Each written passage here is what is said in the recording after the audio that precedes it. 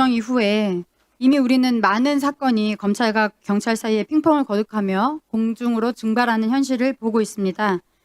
검찰의 직접 수사권은 줄이되 경찰 수사에 대한 검찰의 지휘와 보안 요구 기능을 강화하는 개혁안은 낯선 것이 아닙니다. 이미 문재인 정부에서 제안된 바 있습니다. 이 방안은 이 수사의 일관성과 통제력을 확보하면서 권한남용을 막을 수 있는 현실적인 대안입니다.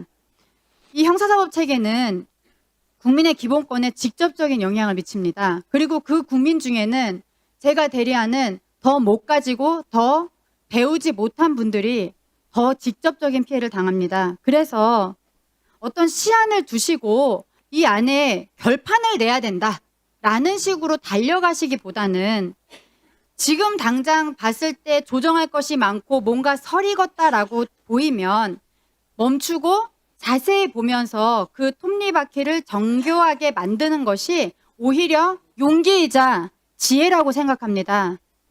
앞으로 특히 심사하실 때 이 제가 말씀드리는 이 사회적 자원과 정보가 부족한 사람들이 이 제도의 변화로 인해서 피해를 입지 않는 방향으로 제도를 정교하게 설계해 주시면 감사하겠습니다.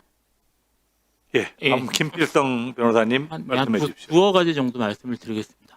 이런 검찰개혁 논의를 하면 몇 가지 숨어있는 편견, 전제 같은 게 있다는 느낌이 좀 듭니다. 그 중에 하나가 제일 먼저 짚고 싶은 거는 민주주의 원리하고 효율성 문제입니다. 민주주의 원리는 기본적으로 특히 가장 현재 여기에 논의되고 있는 가장 중요한 방식이 견제와 균형의 원리인데요. 이 견제와 균형의 원리는 원래는 효율성 문제하고 일정 정도 모순됩니다. 견제와 균형을 도입하면 효율성이 떨어집니다, 사실은. 지금 입법부, 사법부, 행정부라는 상권 분립이 이루어져 있는데 이게 한 곳에 권한을 다 물어주면 효율성이 가장 올라가죠. 그럼에도 불구하고 우리가 이걸 상권 분립이라는 기본 구조를 가져오는 이유는 그거 효율성을 일부 희생한다고 하더라도 우리가 달성해야 되는 민주주의 원리가 필요하기 때문이거든요. 마찬가지입니다. 현재 효율성은 현재가 제일 나을 수 있어요. 검찰이 다 모든 권한을 갖고 다 자기 마음대로 다 할 수 있는 게 효율성은 제일 높을 수 있지만 그게 갖고 있는 민주주의 원리와 배치되는 문제들이 실제로 나타나고 있기 때문에 우리가 지금 민주주의 원리를 도입하려고 하는 거거든요. 그러니까 이 논의를 할 때 그거를 민주주의 원리 하에서 견제와 균형을 어떻게 이룰 건지를 먼저 전제를 해서 구조를 구상한 다음에 그 내에서 효율성을 어떻게 달성할 건지를 순서를 맞춰서 사실은 바라보는 게 맞다고 생각을 합니다. 이거는 모든 국가 시스템 볼 때 동일하게 봐야 될 것 같고요. 하나 더 말씀을 드리면 지금 숨어있는 전제 중에 하나는 뭐냐면 검찰에 대한 우위성입니다. 검사가 가장 똑똑하고 검사가 가장 무얼하고 검사가 가장 일을 잘하기 때문에 통제 권한도 검사에게 줘야 되고 검사가 들여다봐야 되고 검사한테 맡겨야 된다 하는 기본적인 전제들이 깔려 있습니다. 말씀하시는데 실제로 그렇지 않거든요. 검사도 자기가 역할을 맡은 공무원 중에 하나일 뿐입니다. 이 수사 통제도 검사가 꼭 해야 되는 게 아니에요. 구조상 적절히 이루어질 수 있으면 되는 것이거든요. 검사의 우월성에 대한 그런 전제를 편견을 좀 벗었으면 좋겠습니다.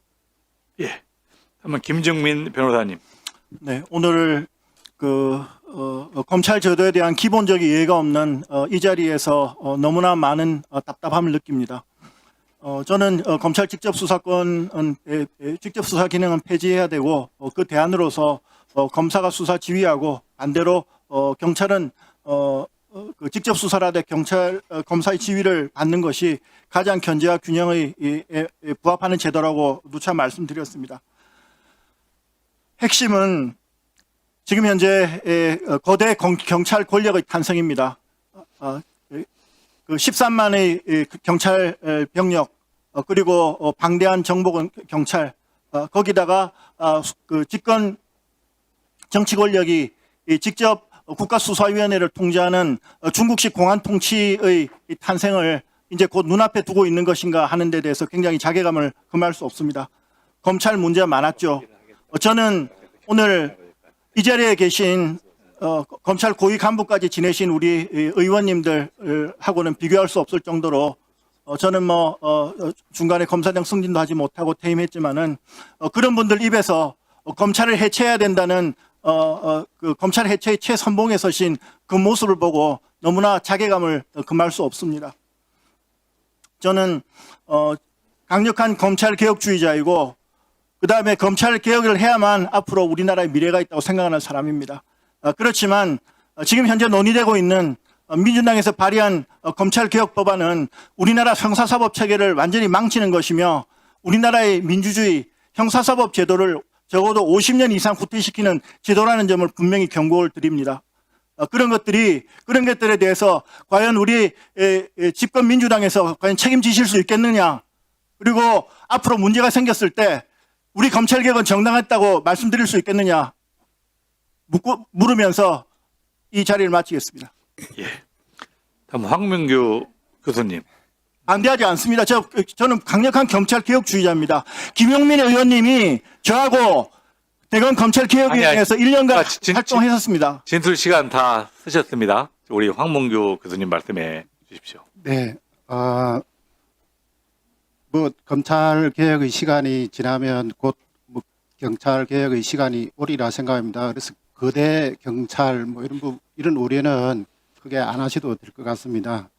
저는 지금 당장 검찰 개혁이 이루어져야 된다 생각합니다. 왜? 사실 문재인 정부 때 검찰 개혁이 정권 말기에 이루어졌습니다. 그래서 법은 만들어졌는데 그 법을 이행할 시간이 없었습니다. 그 법을 이행을 해야 될 윤석열 정부는 철저히 그 법을 이행하지 않고 방치했습니다. 그러다 보니까 지금 아까 우리 김여원 변호사님께서 말씀하신 부작용이 생겨난 겁니다.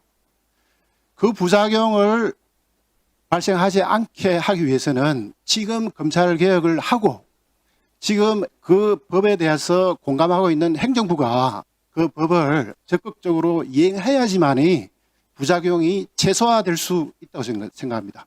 감사합니다. 예, 수고하셨습니다. 다시 한번 참석해 주신 진술인들께 감사의 말씀을 드립니다. 이제 이석하셔도